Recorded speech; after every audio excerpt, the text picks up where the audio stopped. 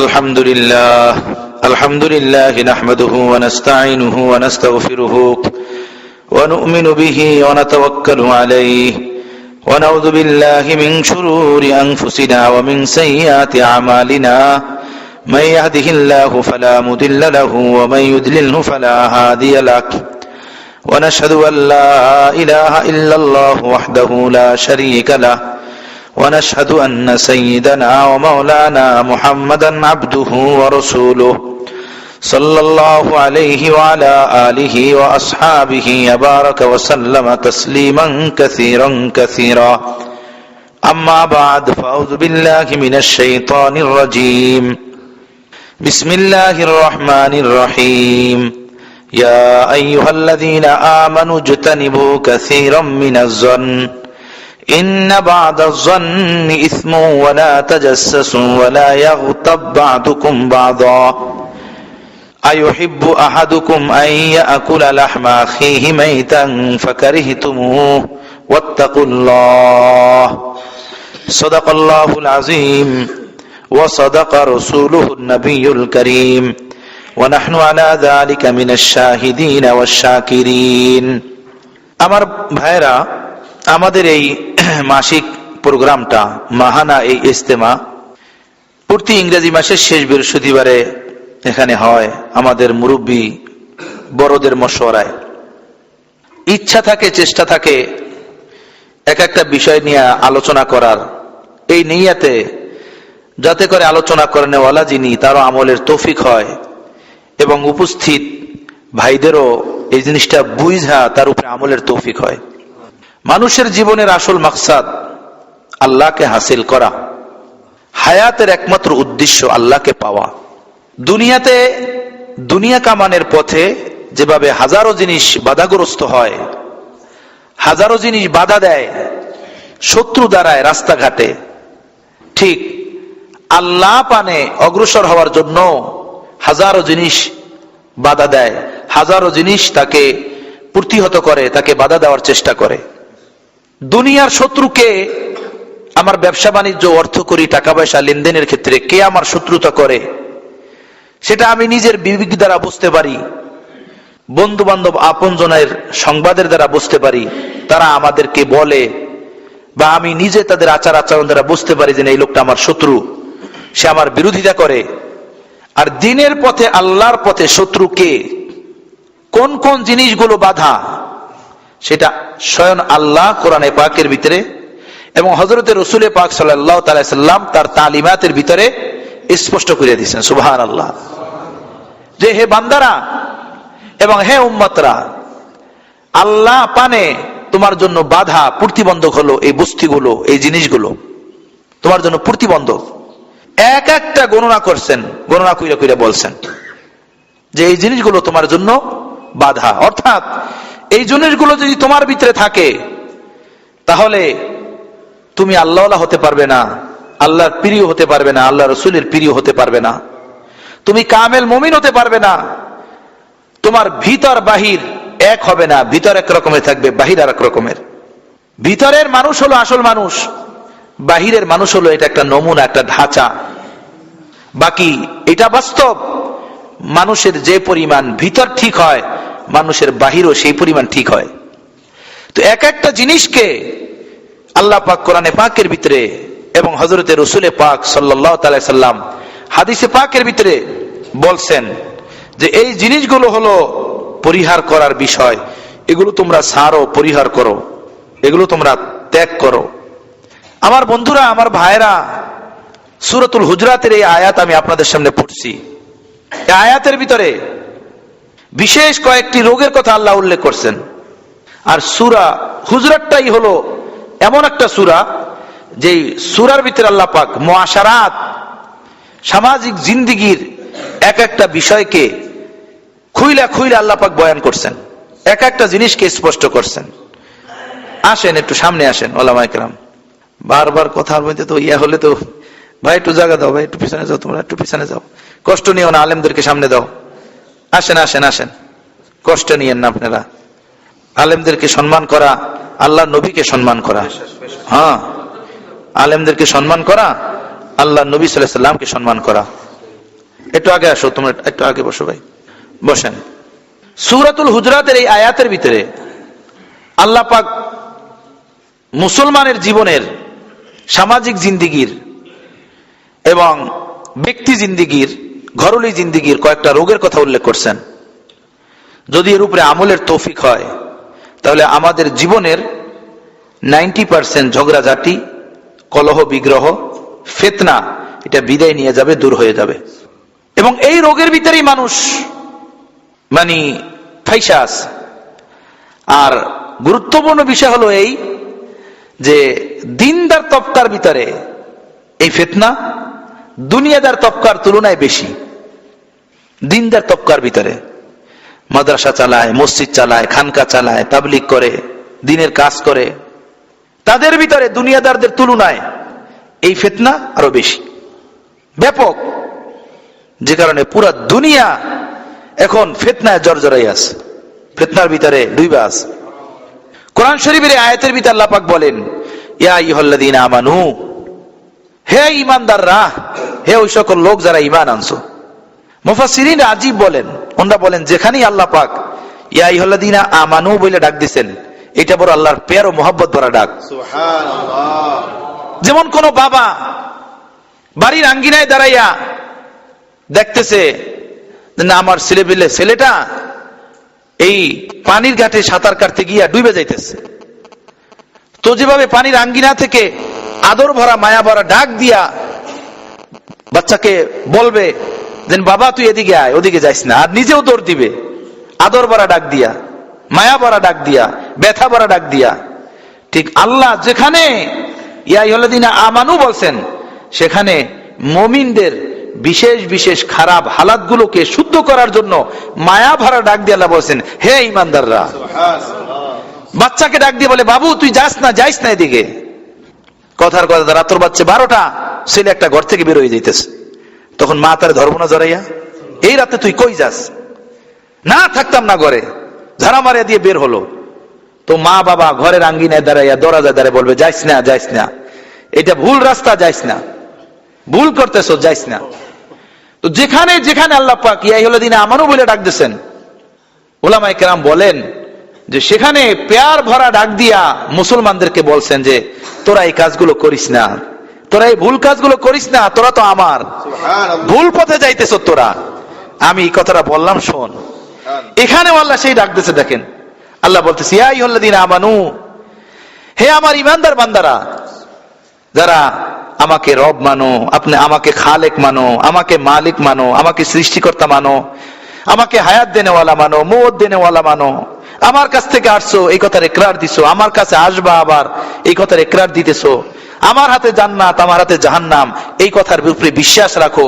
তো শোনো, আমি তোমাদেরকে বলি, তোমরা তো আমার, আমি কি তোমাদেরকে খারাপ কিছু বলতে পারি? আমি কি তোমাদেরকে খারাপ কোন উপদেশ দিতে পারি? এরপরে আল্লাহ বললেন, তাহলে শোনো, এটা তোমাদেরকে বিশেষভাবে বলতেছি, কাফেরদেরকে না, যারা কোরআন মানে না তাদেরকে না, যারা আমাকে ইকরার করে না তাদেরকে না, তোমার নবীকে মানে না তাদেরকে না, তোমরা তো আমার ঘরের মানুষ, স্পেশাল। তোমাদেরকে আমি বলি, শোনো, ইজতানিবু কাসীরাম মিনাজ জন, ইজতানিবু কাসীরাম মিনাজ জন, তোমরা অনেক বেশি কুধারণা, বদ ধারণা, কুখেয়াল, কুধারণা করা থেকে তোমরা বাঁচো। কুধারণা, কুখেয়াল, বদ ধারণা, বদ খেয়াল, অন্যের প্রতি বিপরীত চিন্তা ফিকির, অন্যের প্রতি বদ ধারণা, এর থেকে তোমরা বাঁচো। কেন? ইন্না বা'দাজ জন্নি ইসমুন, কেননা তোমরা যে অন্যের প্রতি ধারণা করো, খেয়াল করো, কুখেয়াল, কুধারণা, বদ ধারণা, এর মধ্যে কিছু ধারণা এমন হবে তোমাদের যেটা গুনাহ, যেটা পাপ, অর্থাৎ সেই ধারণাটা তোমাদের জন্য কি না, ঠিক না, এটা গুনাহ, পাপ। অন্যের প্রতি দলিল প্রমাণ ছাড়া, দেখা ছাড়া, কোন ধরনের কোন প্রমাণ ছাড়া নিজের পক্ষ থেকে কোনো কিছু বইলে দেওয়া, কোন ধারণা দিমাগের ভিতরে জমাইয়ে নেওয়া, এটাকে বলা হয় জন। আরবি পরিভাষায় জন অর্থাৎ বদ ধারণা, অন্যের প্রতি খারাপ ধারণা, কুধারণা। আল্লাহ বলতেছেন এটা গুনাহ, এটা ছেড়ে দাও। কোরআনে পাকের আল্লাহ এটাকে গুনাহ বলছেন। মুফাসসিরিনরা বলেন যে সমস্ত গুনাহের কথা আল্লাহ পাক কোরআনে পাকের ভিতরে সরাহাতান বলছেন সেগুলো সব কাবায়েরের ভিতরে অন্তর্ভুক্ত, সব কবিরা গুনাহ। কবিরা গুনার স্তর আছে, ছোট বড়। শিরিক, আল্লাহর সাথে শরীক করে, মূর্তি পূজা করে, এটাও কবিরা গুনাহ। আর মিথ্যা বলে, এটাও কবিরা গুনাহ। শিরিক হলো সর্বশ্রেষ্ঠ কবিরা গুনাহ, আর ওই লেভেলের নিম্ন গুনাহ হলো মিথ্যা বলা। ওই লেভেলের নিম্ন গুনাহ হলো কুধারণা করা, বদ ধারণা করা। তো শিরিকও কবিরা গুনাহ, কুধারণা করা এটাও কি কবিরা গুনাহ। আল্লাহ কোরআনে পাকের ভিতরে বলতেছেন তোমরা কুধারণা করো না, অন্যের প্রতি দলিল ছাড়া, প্রমাণ ছাড়া, দেখা ছাড়া বদ ধারণা করো না, এটা গুনাহ। আপনি দেখবেন ঘরোয়া জিন্দেগিতে স্বামী স্ত্রীর মুআমালা, শ্বশুর শাশুড়ির মুআমালা, অথবা শাশুড়ি বউর মুআমালা, ভাই ভাইয়ের মুআমালা, অথবা ওস্তাদ ছাত্রের মুআমালা, কর্মচারী আর মালিকের মুআমালা, সব জায়গাতে দেখবেন এই বদ ধারণা। বদ ধারণার কারণে ফিতনা দাঁড়ায়, ফিতনা খাড়া হয়। নিজের পক্ষ থেকে একটা ধারণা বানাইয়া নেওয়া যে মনে হয় সে আমার বিরুদ্ধে এটা বলছে, সে আমার বিরুদ্ধে এটা করছে। এর দ্বারা কি হয়? ফিতনা হয়। আর এটাকে বলা হয় জন, আর এটা হলো একটা কবিরা গুনাহ, এই বদ ধারণা। আল্লাহ বলতেছেন যে এর থেকে বাঁচো, তোমরা পরহেজ করো, এর থেকে তোমরা দূরে থাকো। হাদিস শরীফে হযরত রাসূল পাক সাল্লাল্লাহু তাআলা আলাইহি ওয়াসাল্লাম হযরত ঈসা আলাইহিস সালামের একটা ঘটনা বলছেন। হযরত ঈসা আলাইহিস সালাম একবার এক ব্যক্তিকে দেখলেন একজন আর মাল চুরি করে নিয়ে যাইতেছে, চুরি করছে, নিজ চোখে দেখছেন হযরত ঈসা আলাইহিস সালাম। পরে ওই ব্যক্তি হযরত ঈসা আলাইহিস সালাম কাছে আসছেন। আসার পরে হযরত ঈসা আলাইহিস সালাম বললেন, আপনি তো অমুকের এই মাল আপনি নিয়ে গেছেন চুরি কইরা। ওই ব্যক্তি আল্লাহ বিল্লাহ তাআলা, আল্লাহর নামের কয়েকটা কসম খেয়ে বলল যে না, আমি মাল চুরি করি নাই, আমি মাল চুরি করি নাই। আল্লাহর নামের কয়েকটা কসম খেয়ে বলল, অথচ হযরত ঈসা আলাইহিস সালাম নিজ চোখে দেখছেন। হযরত ঈসা আলাইহিস সালাম বললেন, তুমি যখন এত বড় সত্তা সৃষ্টিকারী আল্লাহ, ওনার নামের কসম খাইলা, তাহলে আমি আমার চোখের দেখার ঘটনাকে আমি অস্বীকার করলাম, তোমার জবানের কথাকে আমি সত্য বইলা মাইনে নিলাম। সুবহানাল্লাহ বিহামদি। আমি আমার চোখে বললাম যে তুই মিথ্যা দেখছিস, তুই ভুল দেখছিস। এই ব্যক্তি জবান দিয়ে বলতেছে এটাই কি সত্য। সুবহানাল্লাহ বিহামদি। কি ব্যাপার? মুহাদ্দিসিনরা বলেন ব্যাপার হলো এই, হযরত ঈসা আলাইহিস সালাম এটা বুঝাইতে চাইছেন, তাহলে আমি যে তোমাকে বলছি যে অমুকের মাল তুমি নিয়ে যাইতেছো, আমি তো এটা দেখছি ঠিক, কিন্তু হইতে পারে ওই ব্যক্তির কাছে তোমার কোনো মাল আছে, ওই ব্যক্তির কাছে তোমার কোনো পাওনা আছে, ওই ব্যক্তির কাছে তোমার কোনো ঋণ আছে, সেটা সে পরিশোধ করে না, সেটা যে দিতে চায় না, এই জন্য না দেওয়ার কারণে তুমি নিজের পক্ষ থেকে তার ওই মাল, ওই পরিমাণ তুমি কি করছো? নিয়ে নিছো। মনে হয় তুমি এইটাই করছো। হযরত ঈসা আলাইহিস সালাম দিলে দিলে এইটা ভাবছেন, আর আমি এইটাকে চুরি মনে করতেছি। তো আমি তোমার জবানের কথাটাকে বিশ্বাস করে নিলাম, আমি আমার চোখের কথাকে মিথ্যারোপ করলাম। সুবহানাল্লাহ। চোখে দেখাকে মিথ্যারোপ করলাম। ওলামায়ে কেরামরা বলেন, দেখো আল্লাহর পয়গম্বর হইয়া সে নিজের চোখের দেখা বিষয়টাকে সে কি করতেছে? মিথ্যারোপ করতেছে, যে আমি চোখে যেটা দেখছি এটা ভুল, তুমি যেটা জবানে বলতেছো এটাই কি ঠিক, এইটাই সত্য। কেন? এর বিপরীত হইতে পারে যে তুমি তার কাছে মাল পাবা যেটা সে দেয় না, সেই জন্য তুমি তার মালটা নিয়ে নিছো। আমি তো এটা জানি না, তো আমি নিজেকেই মিথ্যারোপ করলাম, তোমাকে সত্য বলে ধারণা করলাম যে তুমি যেটা বলতেছো এটাই সত্য। এখন এক শ্রেণীর লোক দেখবেন, লোককে এক শ্রেণীকে আমাদের অবস্থা ভিতরের কথাটা টান দিয়ে বের করে। একজন মানুষ জবান দিয়ে বলে একটা, সে বলে না তার ভিতরে হইলো আর একটা, সে বলতে চাইছে এটা। এরকম হয় না? দেখে ব্যাপক। একজন মানুষ জবান দিয়ে একটা কথা একরার করতেছে, বলতেছে, কিন্তু সামনের মানুষটা শুই না বলতেছে যে না তার ভিতরে এইটা ছিল, সেই যেটা বলছে এ বুঝাইতে চাইছে এইটা। এইটাকে বলা হয় বদ ধারণা, কুধারণা। হাদিস শরীফ আসছে, ওলামায়ে কেরামরা বলেন, কেউ যদি কারো প্রতি এই ধরনের বদ ধারণা নিজের পক্ষ থেকে পয়দা করে নেয়, বানাইয়া নেয়, কিয়ামতের ময়দানে আল্লাহ পাক তার কাছে এর দলিল চাইবেন যে তুমি আমার এই বান্দার বিরুদ্ধে যে বদ ধারণা রাখছো, কুধারণা রাখছো, দলিল দাও, প্রমাণ দাও। এই বান্দির বিরুদ্ধে বদ ধারণা রাখছো, কুধারণা রাখছো, প্রমাণ দাও। কেন তুমি বদ ধারণা রাখলা? বদ খেয়াল তুমি কেন করলা তার প্রতি? গায়রুল্লাহর উপরে তোমার নজর কেন গেল? কিয়ামতের ময়দান আল্লাহ পাক দলিল চাইবেন। দলিল না দিতে পারলে তার শাস্তি হবে। এর বিপরীতে যদি কোনো মানুষের উপরে ভালো ধারণা রাখে, সুধারণা রাখে, আল্লাহ পাক এই সুধারণার কারণে, ভালো ধারণার কারণে আল্লাহ তাকে নেকি দান করবেন, নেকি দিবেন। আমার প্যারে মুর্শিদ রহমতুল্লাহ বলতেন যে কুধারণা কইরা, বদ ধারণা কইরা নিজেকে জাহান্নামী বানানো ভালো, নাকি সুধারণা কইরা আল্লাহর কাছ থেকে নেকি নেওয়া ভালো? আমাদের এটা হয় না কেন? শুধু বদ ধারণার পার জয়মা আছে দেখবেন মাদ্রাসাগুলোর ভিতরে, মসজিদগুলোর ভিতরে, দ্বীনের কাজগুলোর ভিতরে, ঘরের ভিতরে কুধারণার বদ ধারণা জয়মা আছে। এজন্য আল্লাহ পাক কোরআনে পাকের ভিতরে বলতেছে যে কোন প্রকারের দলিল প্রমাণ ছাড়া, চোখে দেখা ছাড়া কারো উপরে কোন জিনিসে ইলজাম দিও না, অপবাদ দিও না। আমাদের ওস্তাদ হযরত মাওলানা মুফতি তকি উসমানী সাহেব একবার এক ঘটনা শুনেছিলেন যে রাশিয়ার এক পদস্থ ব্যক্তি ছিলেন, উপরস্থ কোন ক্ষমতাধর ব্যক্তি, অনেক টাকা পয়সার মালিক। স্টালান ওনার নাম ছিল, স্টালান ওনার নাম। এই ব্যক্তি কোন সুইমিং পুলে গোসল করার জন্য গেছে, দল বল নিয়ে, বন্ধু বান্ধব নিয়ে, যে গোসল করবে। গোসল করতে গিয়া দেখে যে ওনার হাতের ঘড়ি নাই। ঘড়িটা ছিল অনেক দামি, হাতের ঘড়ি পইরে গেছে বা হারাইয়ে গেছে। উনি ওখান থেকে ওনার ফ্যাক্টরির ম্যানেজারকে ফোন করছে, আমার হাতের ঘড়ি নাই, ঘড়ি চুরি হয়ে গেছে, তুমি তালাশ করো কে আমার ঘড়ি নিল, তালাশ করো। ম্যানেজার কর্মচারীদেরকে ডাইকা, এক একজনকে ডাইকা তালাশ করা শুরু করছে আর পিটানো শুরু করছে। অনেকরে পিটাইছে, ঠিকঠাক ধোলাই করছে, দলে দলে আইনা ধোলাই করতেছে। এর ভিতরে আবার এই মালিক স্টালান উনি ফোন করছে, আরে ভাই ঘড়ি পাওয়া গেছে, এখানেই পাওয়া গেছে, ঘড়ি এখানেই পাওয়া গেছে। এখন ওই ম্যানেজার বলল, স্যার ঘড়ি তো আপনার ওখানে পাওয়া গেছে, কিন্তু মাইর খাইয়া এখানে 10 জনে স্বীকার গেছে যে আমি ঘড়ি নিছি। এরকম 10 জন হয়েছে এখানে স্বীকার গেছে।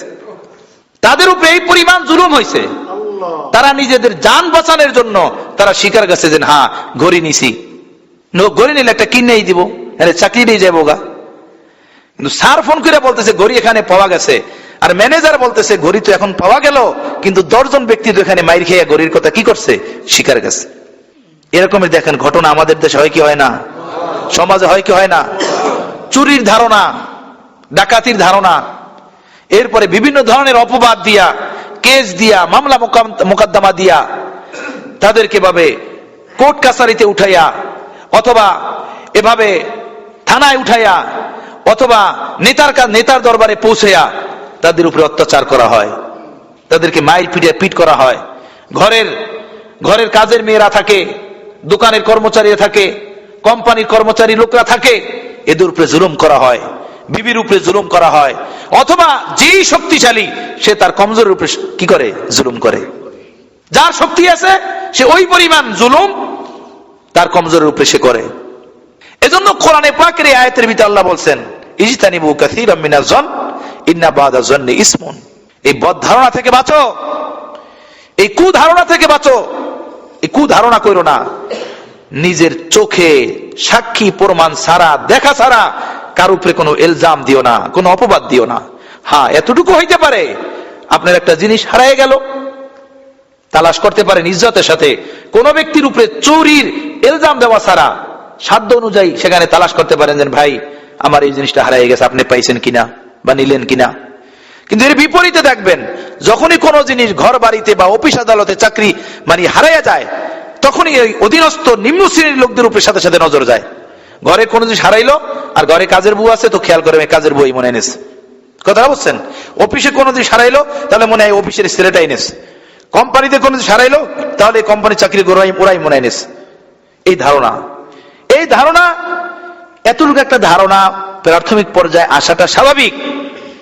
এজন্য যাদের উপরে ধারণা হয় তাদেরকে তালাশও করা যাইতে পারে, তাদেরকে বলাও যেতে পারে, তাদের কাছে খোঁজাখুঁজিও করা যাইতে পারে, কিন্তু বাস্তব রূপে তাদেরকে চোর সাব্যস্ত কইরা তাদেরকে মাইর পিট করা, তাদের উপরে জুলুম করা, এটা তো শরীয়তে আদৌ জায়েজ নাই, বৈধ না। এজন্য কোরআন শরীফের ভিতরে আল্লাহ বলতেছেন এই বদ ধারণা থেকে বাঁচো। আমার বন্ধুরা, আমার ভাইরা, বুখারী শরীফের ভিতরে একটা ঘটনা আছে। হযরত আয়েশা সিদ্দিকা রাদিয়াল্লাহু তাআলা আনহা বলেন, মদিনার আশপাশে এক গরিব মহিলা থাকতো। এ প্রায় আমার কাছে আসতো। যখনই আসতো আয়েশা একটা আরবি কবিতা পড়তো। আরবি কবিতাটা হলো এই যার অর্থ হলো এই যে হার হারানেওয়ালা দিনটা বড় আমার জন্য মোবারকময় দিন। যদি হার না হারাইতো তাহলে আমি মাইরে খাইতাম না, আর মদিনায় আসতে পারতাম না, আর মুসলমান হইতে পারতাম না। হযরত আয়েশা সিদ্দিকা বলেন যে এই মহিলা যখনই আমার কাছে আসে প্রায় প্রায় এই শেডটা পরে। পরে আমি একদিন জিজ্ঞেস করলাম, তুমি এটা কি পড়ো? যখনই আমার কাছে আসো এই শেডটা পড়ো কেন? কি এটা, ব্যাপারটা কি বলো তো? পরে হযরত আয়েশা সিদ্দিকাকে বললেন, আম্মা জান, আসলে আমি এই যে উমুক অনেক দূরের এক এলাকার কথা বললেন, ওখানে বসবাস করতাম, থাকতাম সেখানে। তো আমাদের বস্তির, আমাদের এলাকার এক ধনী ব্যক্তির মেয়ে গলায় একটা হার পইরা বের হয়েছে বাহিরে আসার পরে এই গলার হারটা গলা থেকে পইরা গেছে। আর আমি ওই ঝুপড়ির ভিতরে থাকতাম পাশি, ওই তার আত্মীয় স্বজন সকলে মনে করছে হার আমি নিছি।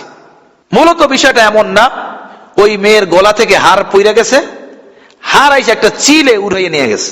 ওই সমস্ত লোকেরা, মেয়ের আত্মীয় স্বজনরা আইসা আমাকে মায়ের শুরু করলো।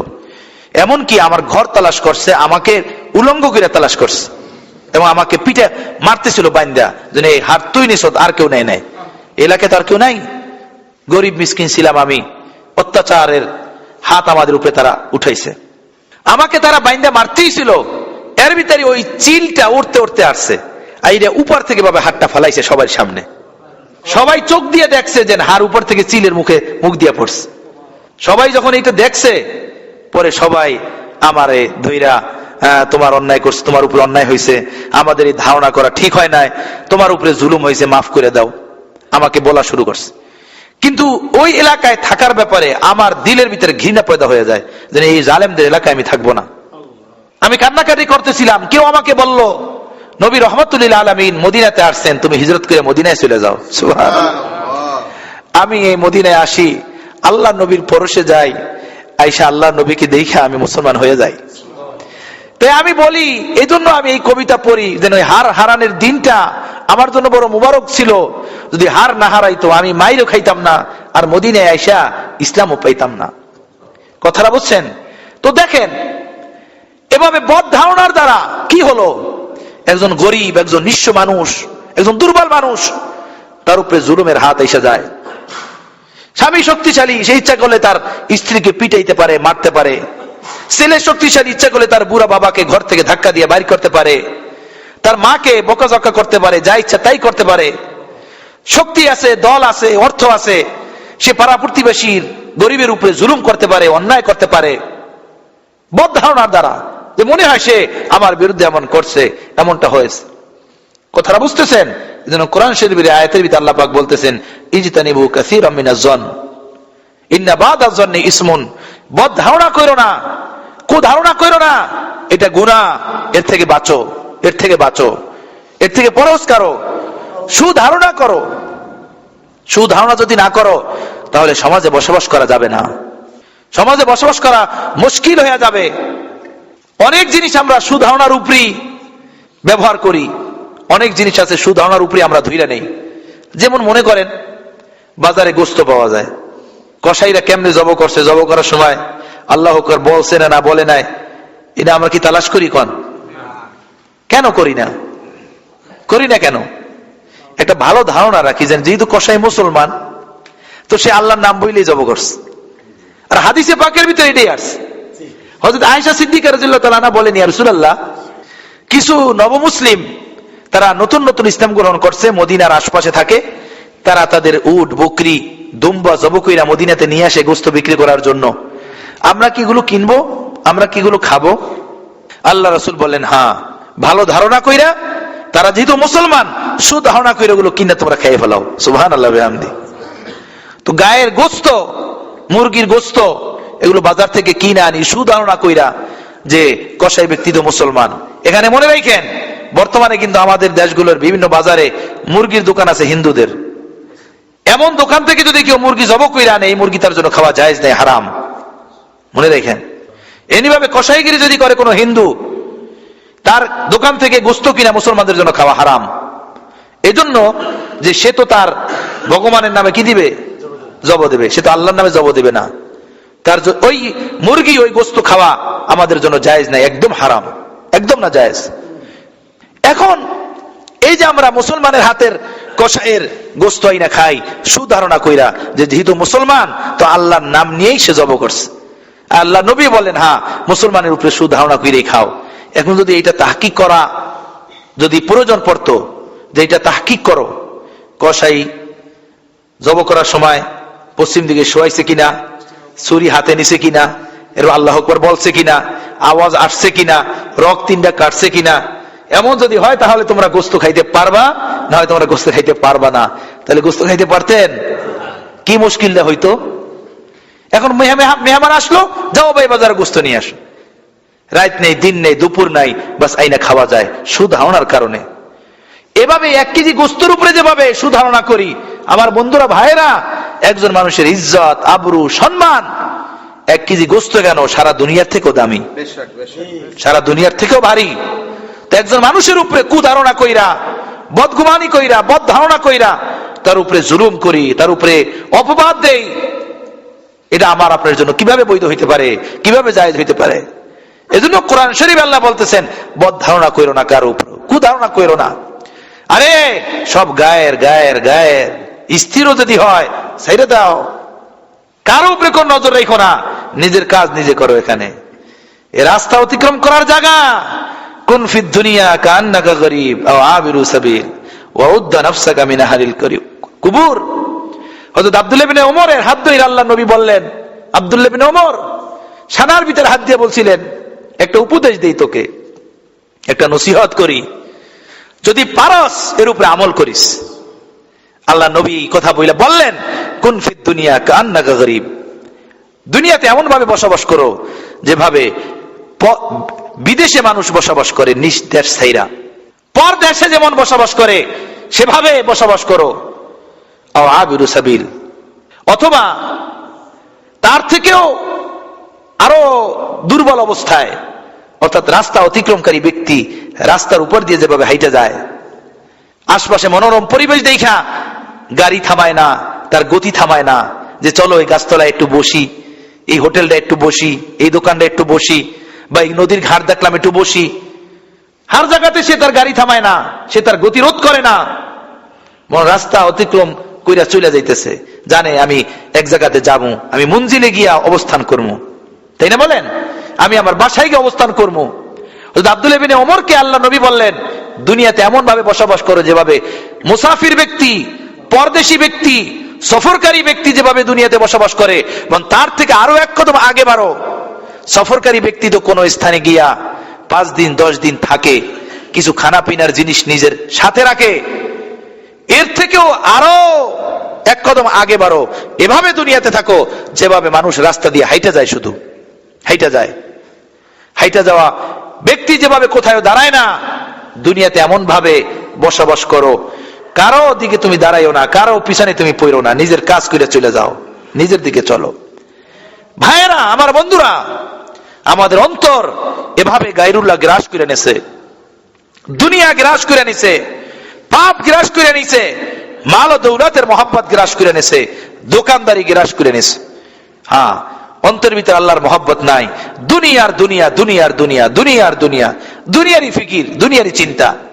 যাই হোক আমার ভাইয়েরা, তো একজন মানুষ যদি একজন মানুষের উপরে বদ ধারণা করে, তাহলে এটা তার কবিরা গুনাহ, দলিল প্রমাণ ছাড়া এটা নাজায়েজ এবং হারাম।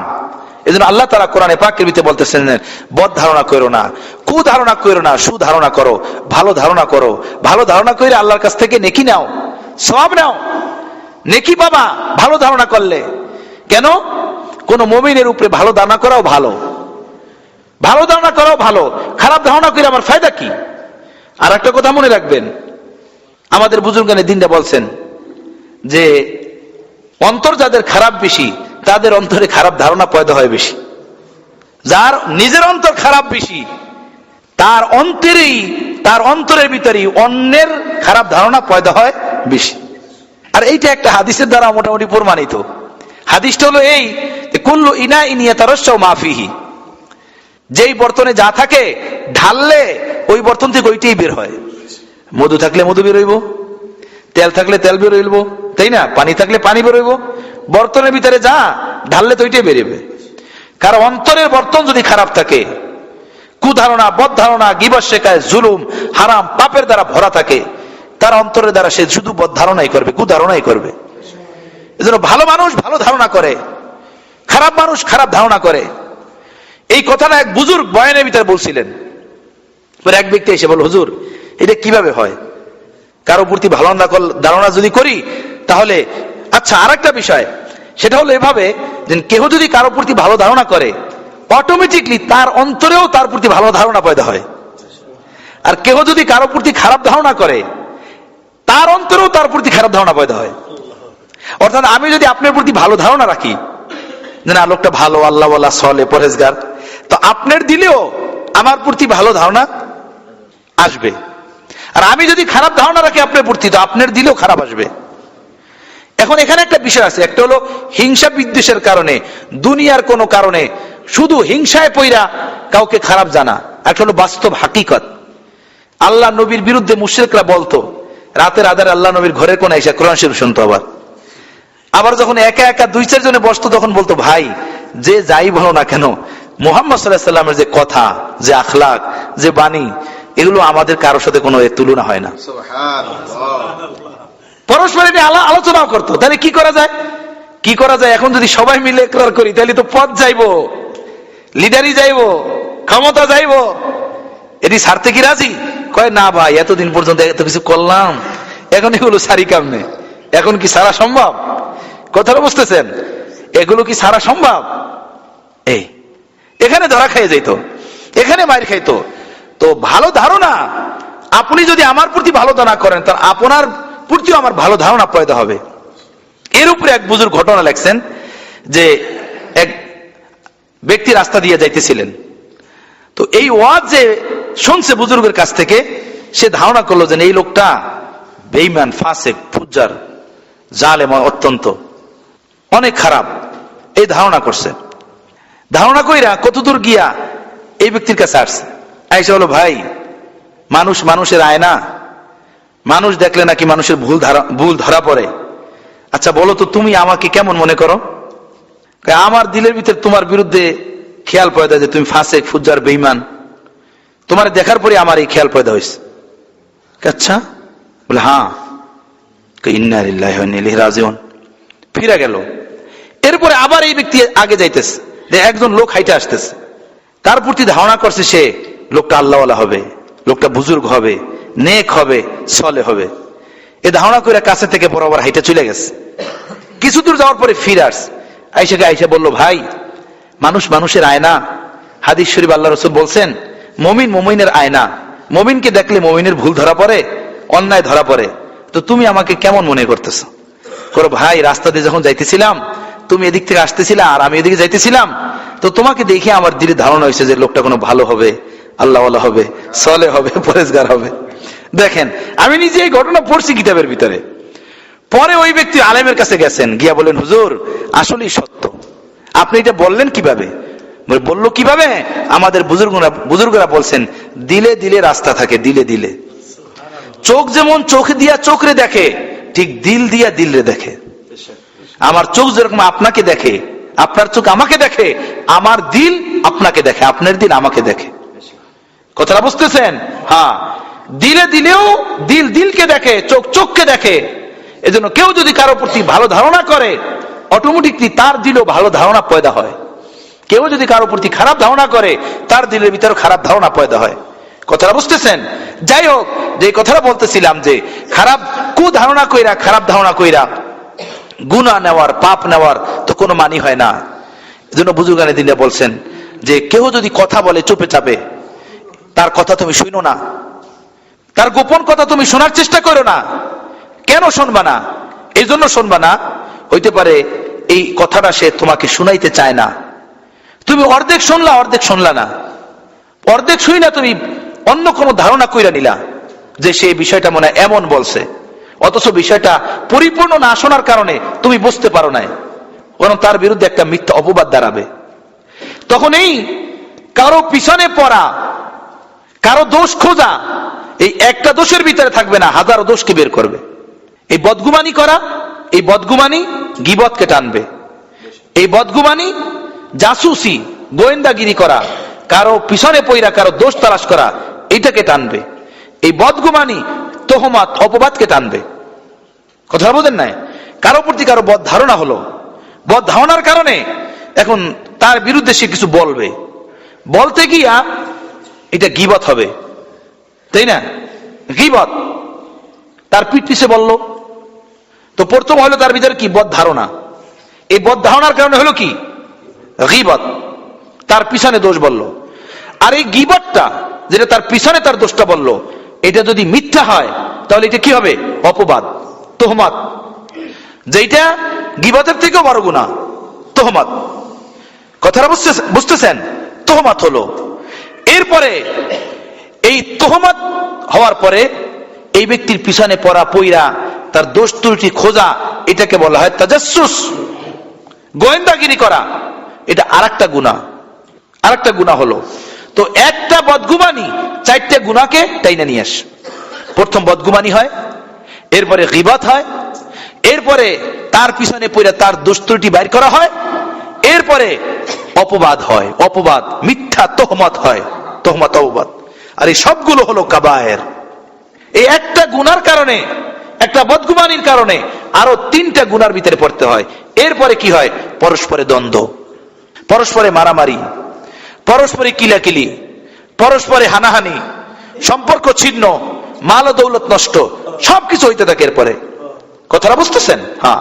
এজন্য রাসূলুল্লাহ সাল্লাল্লাহু তাআলা আলাইহি ওয়াসাল্লাম উম্মতকে তালিম দিবেন যে খবরদার কার উপরে কুধারণা কইরো না, বদ ধারণা কইরো না। আল্লাহর এই কোরআনের তালিম শুনাইয়ে দিলেন। এখানে আরেকটা বিষয় গুরুত্বপূর্ণ, সেটা হলেই যেখানে অন্যের প্রতি বদ ধারণা করা নিষেধ, কুধারণা করা নিষেধ, ঠিক কাউকে কুধারণার, বদ ধারণার, মিথ্যা অপবাদের সুযোগ দেওয়া এটাও নিষেধ। বুঝেন না কথাটা? ইত্তাকু মাওয়াজিমাত তুহম। আল্লাহ নবী সাল্লাল্লাহু আলাইহি ওয়াসাল্লাম বলেন যে অপবাদ পরে এমন স্থান থেকে নিজেকে দূরে রাখো, তোমার উপরে কেউ অপবাদ দিতে না পারে এমন স্থান থেকে তুমি নিজেকে কি রাখো? দূরে রাখো। দুইটা জিনিস, একটা হলো আমাকে বলা হয়েছে যে তুমি কারো উপরে কুধারণা কইরো না, বদ ধারণা কইরো না, আর আপনাকে বলা হয়েছে যে তুমি তাকে বদ ধারণা করার সুযোগ দিও না, যে সে তোমার উপরে বদ ধারণা করে। কথাটা বুঝতেছেন? আল্লাহ নবী সাল্লাল্লাহু আলাইহি ওয়াসাল্লাম রমজানের শেষ রমজানে ইতিকাফ করতেন, আমরা জানি। একবার হযরতে সফিয়া রাদিয়াল্লাহু তাআলা আনহা, আম্মা জান, বাসা মসজিদে নববী থেকে একটু দূরে ছিল। আল্লাহ নবীর সাথে দেখা করার জন্য আসছেন। মাগরিবের পরে আল্লাহ নবীর সাথে কথাবার্তা বইলা যখন যাওয়া শুরু করলেন, আল্লাহ নবী মসজিদে নববীর দরজা পর্যন্ত তাকে আগাই দেওয়ার জন্য আসছেন। আল্লাহ নবী দাঁড়াইলেন, আম্মা জান হযরতে সফিয়া রাদিয়াল্লাহু তাআলা আনহা যাইতেছিলেন। এর ভিতরে দুইজন আনসারী সাহাবী আল্লাহ নবীকে দেখে দ্রুত হাঁটা শুরু করছে, দ্রুত। আল্লাহ নবী বললেন, আল্লাহ রিসলিকুমা, তোমরা নিজ স্থানে দাঁড়াও। সাহাবী দুজন দাঁড়াই গেলেন।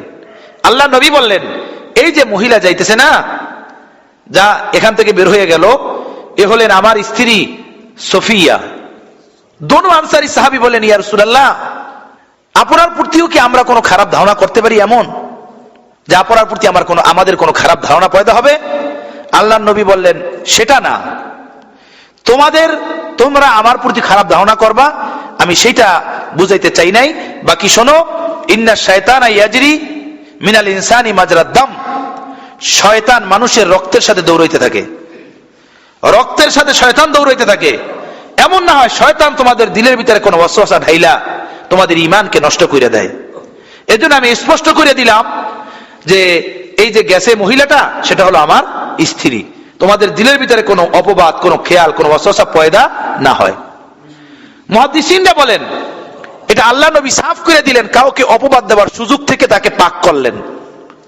ঠিক যেভাবে কারো উপরে বদগুমানি করা নাজায়েজ, হারাম, বদ ধারণা করা, ঠিক কোন ব্যক্তির উপরে, কোন ব্যক্তিকে বদ ধারণা করার সুযোগ দেওয়াও এটাও না যায়, এটাও গুনাহ। কথাটা বুঝছেন না? এরকমের বহু মেসাল আছে। মনে করেন এক জায়গায় একটা সিনেমা হল আছে, এখন সিনেমা হলের সময় শেষ, সব মানুষ বের হলো হল থেকে। এখন ওখানে যদি একজন দাড়ি টুপিওয়ালাও সাথে সাথে হাইটে যায়, তাদের লগে লাগে মেইলা। দূর থেকে দেখনে হলে একজন মানুষ সাধারণত এইটাই ভাববে যে মনে হয় এই হুজুরে মনে হয় হল দিয়ে বেরিয়েছে, তাই না? দেখতে এরকম বোঝা যায়। তো এইরকমের সুযোগ না দেওয়া, এরকমের কোনো কাজ না করা যে আমার এই কাজের কারণে, আমার এই বিষয়টার কারণে আমার এই বন্ধু বা আমার এই মুসলমান ভাই বা অথবা আমার স্ত্রী, আমার বাপ মা, আমার সহপাঠী অথবা আমার অফিস আদালতের কোন লোক সে একটা আমার উপরে বদ ধারণা করে, কুধারণা করে। কথাটা বুঝতেছেন?